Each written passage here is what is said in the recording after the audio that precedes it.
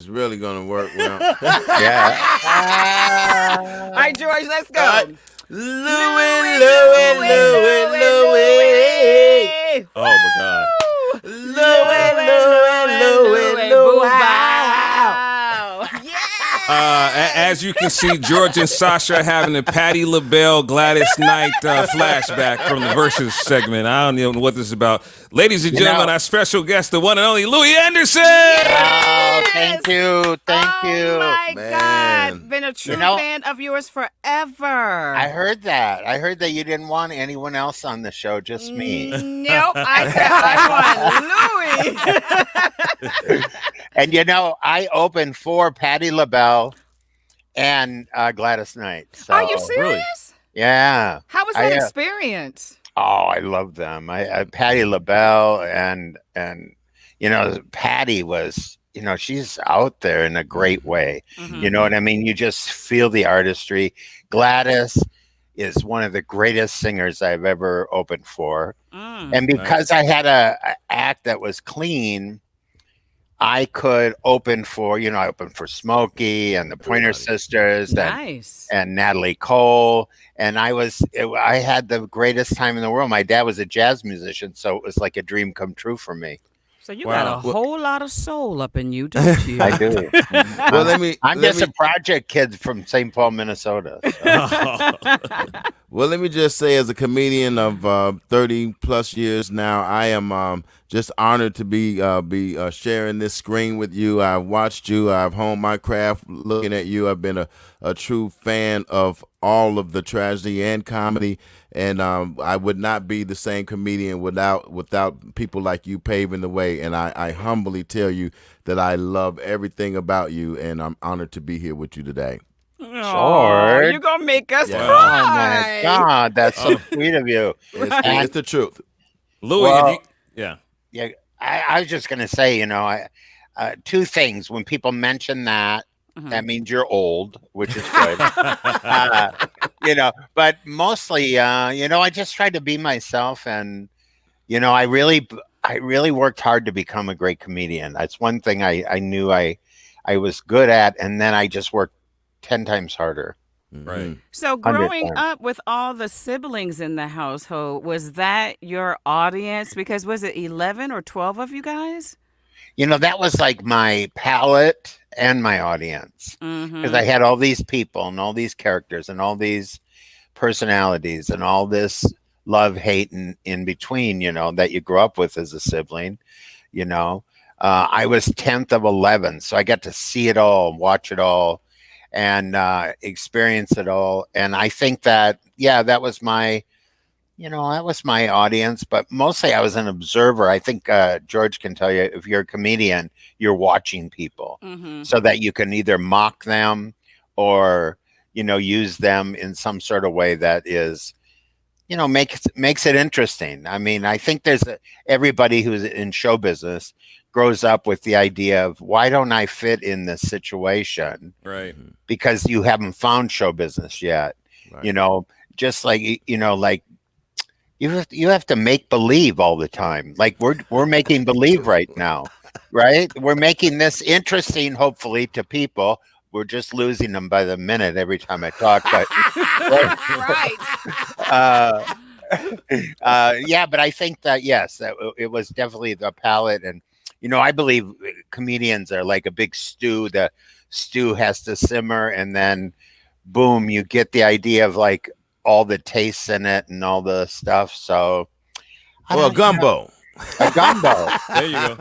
So, Louie, who was I'm that a one big person? gumbo. Yeah. Who was that one person you practiced on? For me, I mean, we go back and forth doing the dozens. It was always my younger brother, because he stuttered a lot, and he would speak really fast and run really fast. So he was always an easy target for us. Who was that easy target for you in the family? Probably my little brother Tommy, my baby brother.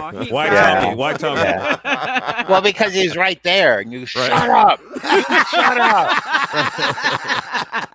You're adopted. Oh, that is cruel, Louie. I know. Yeah. You ruined this whole family. Oh my God. Wait a minute, it's 11 of you. How did he ruin it? Right. Well, Did he you run got to away? blame someone. Right. And then you in a family of 11, Right. whoever hits the first person, they just continue to hit the next person Right. until all the way down to the dog. But I think, I also got a lot out of all those people. And with Tommy, we were really close, and I love him dearly. But, you have to have someone to mirror off of, like you said. And so I think you mirror off somebody. For me, also the bullies, I had to find out a way, because I was a fat kid. And so I had to find out a way to feed lines to the bullies so that they would not pick on me, but pick on someone else. Oh, So, man. I know it's not right, but I had to do it. Hey, Louie, just spending this little bit of time with us right now, could you mock three of us quickly? Like, give us a little bit of George, me, and Rick. Could you do that? Well, I did a little bit with you, Sasha, because you're running everything. And George, being from Miami, right? Is that right? Rick- You're from Rick Miami. is- Rick is Rick from is from Miami. I'm Miami. from Chicago. Oh, George from Chicago. Oh, I love Chicago. But I don't know you well enough to get Okay. into it, except that right off, I'll say that Sasha comes in and you have to figure out what her mood is right away in order Oh to my God. Oh know my what that's goodness. like. Nostradamus. Am I right? Nostradamus. Yeah. And You nailed it. Rick lets George know what Sasha's like that morning. And I would imagine that, Yeah. Rick, you get everything ready for her to just sit down and be the princess she is. That's all. And then George comes in and goes, "Are you guys okay? 'Cause I love you. I love you. Pretty damn good, Louis. I think when you grow up a comedian, you're wanting people to like you, but also you want people to feel good. Yeah. Absolutely. Speaking of what- making- yeah. Yeah, go ahead. No, I was you gonna say, go ahead. speaking of making people feel good, what was it like for you on the Family Feud, and how many people have you kissed during that tenure, man? What was that like? Jeez. I gave people snacks. I didn't take the Richard Dawson thing. Boy, Yeah, That was Richard, kind of Richard out of kissed date. everybody. That was out of date by then. My dad Okay. used to get so mad when he would kiss him. Look at him slobbering all over the. I didn't like it either, especially in the mouth. Well, he had Yeah. plastic lips on anyway. He had the little lip nails on. He married one of the contestants. I think. Did he really? Yeah, he married one of the contestants. So he was looking for a wife all along. Right. I love doing it because for two things you find out when you're doing the Family Feud as a host. One, you realize how the chromosomes, as it goes down, people get dumber in the family. And I don't mean it in a mean way. Right. It's just it's hard It's to find. scientific. It's hard to find more than 3 people that are smart in a family. You know that. You know that. But then people would get so scared too. They would get scared. And then in the commercial breaks, people didn't know this. Families would yell at each other. I hope you got a ride home. Yeah, people would get really mad. But it was a lovely experience. I loved it, Here I am. I'm in the projects in St. Paul, Minnesota. We're watching Family Feud as a family. Right. Later in my life, I get to host Family Feud. That's nice. How about that? Yeah. How about Yeah. that? That was great. What did it feel like to when you got the animation deal? When they came and said, "Man, we've got to do a cartoon about you." I didn't think it would work. Like they had to really convince me. So the creator, the artist there, that drew all the pictures, he took the pictures, and my first Showtime special, because I did a lot of the voices in my act, my dad, and the kid, and the whole thing, and so he put those pictures over my voice. When I was doing the stand-up, and I saw how it could work. And then, Phenomenal. it was the same people who did Bobby's World, Howie's show. Oh, So I was able to embrace it, and then I got into it. And, we're hoping to bring it back, reboot it. Oh, you gotta Yes. do that. Please. All do right, that. I'll do it. Now, what You're so lovable. What is it, Sasha, Rick, Oh my God! Please bring it back. What's going on there? Louie, speaking of reboots, Coming to America is coming back. Did you get a chance to talk yourself into a slot there, working at McDougal's? I'll tell you the whole thing. When you find out they're going to remake Coming to America, right? You get excited, and then you go, "Did they call yet?" Right. How many days did you wait before you got that phone call? Call yet? Did he call? And then I got the call, and I was so excited. Mhm. I was so excited, and I got there, and Eddie was so great, and Arsenio was so great, and John was so great. Nice. All the people. Listen, it was so wonderful to walk into that brand new set. Listen, it's a beautiful. Right. The whole thing is gorgeous, Wow. and I can't tell you many details because you sign these things where you can't talk about it. But I can tell you this: that I think it's going to be maybe $1 billion movie. I guess wow. I say that back then because we were going to movies, but still, I think it's going to be the greatest. Eddie and I talked for a long, long time, and talked about him coming. He's talking about coming back and doing stand up, and I was so excited. Wow. And I said to him, Eddie, you can open for me anytime you want. And what did he say? He laughed because Eddie is one of the nicest people in the world. Right. Eddie is one of the nicest people in the world, and he was so happy to see me, and it was so genuine. So I love genuine. You know what I mean? Like, I feel you guys are completely genuine. No doubt. I feel like I'm getting who you are.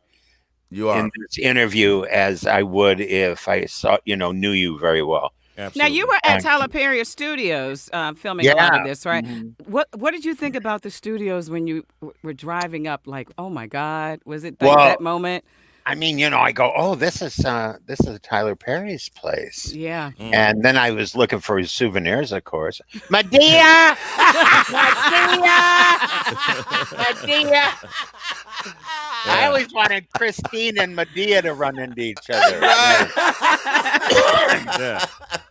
Louie, what does it feel like to you to command such a diverse audience? I mean, you've been in Coming to America, but every time I'm sure you go, people recognize you and they absolutely love you. What does that feel like to you? Well, it feels fantastic, for a kid of 11 who was always looking for some more extra attention. Yeah, right. It feels great, but I'm glad I can appeal. My mom was who was colorblind. She didn't, there's no prejudice. There was no, she saw everybody as the best possible being they could be. And so I was lucky enough to where I just am comfortable with people. Mm-hmm. And so I think, I'm really lucky. I'll tell you what it's like. It's like if you came down to breakfast every day and people went, oh, he's here. Oh, he's here. He's here. That they don't know you, but they're so happy to see you. And it's just a very heartwarming, healing, lovely thing. It's just comedians are searching for the ultimate love serum. And I think that's what we do, if we can get that crowd forgetting about everything else and thinking about what we're saying, that's like straight the best junk you could buy on the street. Yeah, no doubt. You know what I've always wanted to do, Louie, with you? Oh, let me get out of the room first. I don't want to say it. I wanted to squeeze your cheeks, rub your belly, and give you a hug and a kiss on your cheek. I have always wanted to do that. Whoa, I can't wait for that. I got to come in here. I got to come in live. I'll tell you a funny story. You're not the first person who's come up and did the cheek thing. And when I was in Japan, I did a show there a long time ago for a TV show that was filming there, and I would be on that bullet train, and people would come up and they would rub my stomach for luck. I thought, why are they rubbing my stomach? Yeah, like the Buddha. And I go, why are they? And then one person went, "You're lucky. You're lucky." And I went, I think said, I "All like right, it. I think I like it. We'd have been looking for you. I need some incense burning in your hand. Right. But it's a really great feeling, and I'm humbled by it and grateful, so grateful.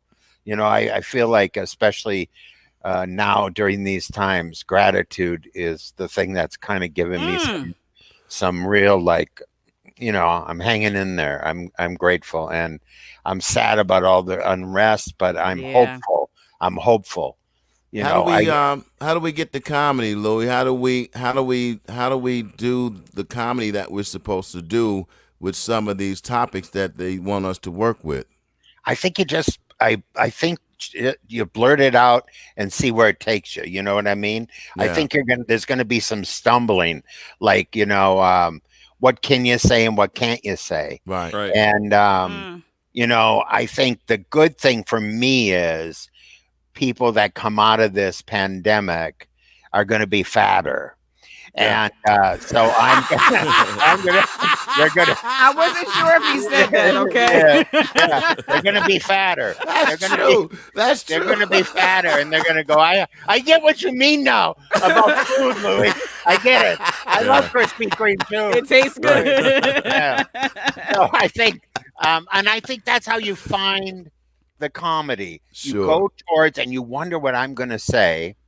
And you wonder what you're going to say, whoever's on stage, and you have to say, you know, what you felt about what was going on. And I think it's, you know, risky because people can attack you easily. Yeah. You know, you stand up for something and then people all of a sudden are attacking you, and they're missing the point.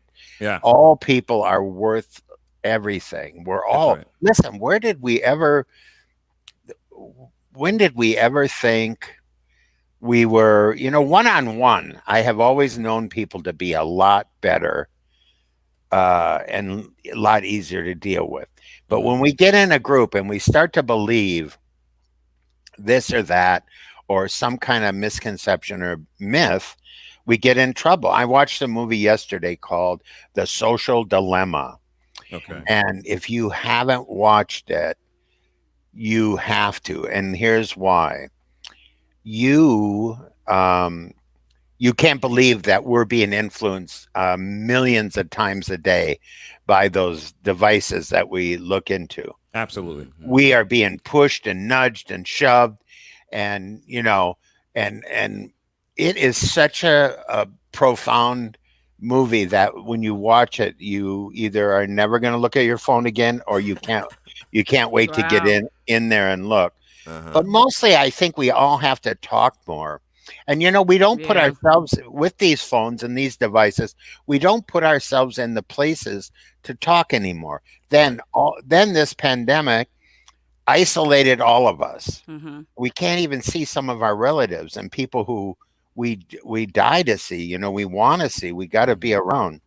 And so for me, I think it's going to be a long road, but I think it's a steady road. You know, I'm a really big basketball fan, and I think that the NBA. I can't tell. We can't tell. Well, I'm from Minnesota. I love the Timberwolves, but originally the Lakers were the Minneapolis Lakers. So yeah, boy. I can get away with wearing. Well, that works out then, doesn't it, Louie? Yeah. I'm also, it does. And I'm also a huge Michael Jordan fan, and I'm also I'm a huge Heat fan. The Miami are killing it right now. And so I think sports has done a very good job, the NBA especially, ahead of the curve. No doubt. And I think that we have to embrace all these things, but I think we have to be realistic about how long it takes for people to get on board with things and not give up on each other. I think we have to not give up on each other. That's the key thing. I think it's easy for me to say, but I just am hopeful. I want to be hopeful, but, you know, I know. I'm gonna I'm going to say, I'm going to pray. Exactly. Yeah. Pray is good. Hallelujah. Hallelujah. Lord, Absolutely. as my dad used to say, Lord, oh, Lord. He'd throw 2 lords in. Lord, Lord, oh, Lord. Lord. Well, Hey, Louie, you've wait, been. Don't go yet, because I wanted to ask him about the. Are you are in production for the new game show that you're on? I wanted to talk about that one. Oh, yeah. Well, you mean funny you should ask, Yes, right? funny you Yeah, should ask. Byron Yes. Allen. Thank you, Yes. Byron. Yeah. Mm-hmm. Well, I hope we come back. I keep asking him, can we just do it virtually? 'Cause I'm funny virtually, I told You him. are. So I think, who knows? Because, the big thing is we have these great audiences. Mhm. And so I think that's the hard thing to get your head around. If you watch football, you go, oh, I didn't miss the crowds myself, because especially in basketball, I thought it brought out the best basketball of these people who were the best basketball. Yeah. Because, you just, but they're just playing, all the distractions are gone. Spike Lee's antics on the sidelines, none of that makes any difference. But we missed that. I know that's true. But you missed it. But when this is the playoffs, and these guys, you found out who's prepared in the playoffs. That's right. You found out who's got the great coaches and who has the leadership. And I think it's going to take a lot of leadership, for all this stuff. But with Byron is a great leader. He really embraces all of us, the comedians. He treats us, with great respect and he's just so great to us. We love him. Yeah. And he's a mogul. Yeah. I keep saying to him, I always say to him, could you buy me a bigger house? You could just leave it in your name. And I could be some sort of dependent of yours. Right. Because I don't care about ownership. I just care about, really being comfortable. I'm surprised he didn't go with you. I'm surprised he didn't go for that deal, because he damn sure care about ownership. Absolutely. Yeah, he does care about ownership. Yeah. But, it's a great show. It's fun. I have to say it's probably my favorant job that I've had in a long time, and good. And everybody's great, and we're all friends, and I want them to do a tour too. I go, why don't we do a Funny You Should Ask tour? Man, that would be hot. Wouldn't that be good? And then it'd be great. I can see him calculating. Go, there's no money in that. And He's a businessman. Louie, piece of advice: do not park your car next to Byron Allen's car. Okay. Yeah, that's a mistake right there. Hey, listen, funny you should ask. Coming to America, Louie, you ooze with humility. You ooze with just everything. Laughter, man. Just keep inspiring us. We really appreciate it, man. A true living legend, man. True living legend. Absolutely. Thank you so much, and I can't wait to come back. All right, wait a minute, Louie. Yeah. I love you. Oh, God. You two go get a room. Good Lord. Louie Anderson. Let's yes, sing it out. Louie, the best. Love you, man. All right. Love you. Guys. Love you, Louie, brother. Thank you so much. Absolutely. Thank you. All right. Hey, send me a link to your stand-up. Absolutely. They have my address there. Someone has it. It would be my absolute pleasure to do that. I'd love to see your stand-up. I really would. Thank you, sir. I'm going to do just that. And Thank you, Louie. I told you to send it, so you send a set you want me to see. Absolutely. Because a lot of people will always send your worst set. No, I'm going to do it. No, if you look it up, and they always have these. Like I look up stuff and I go, where did this come? I never did this. Like, where did I get that? How did they find this crap?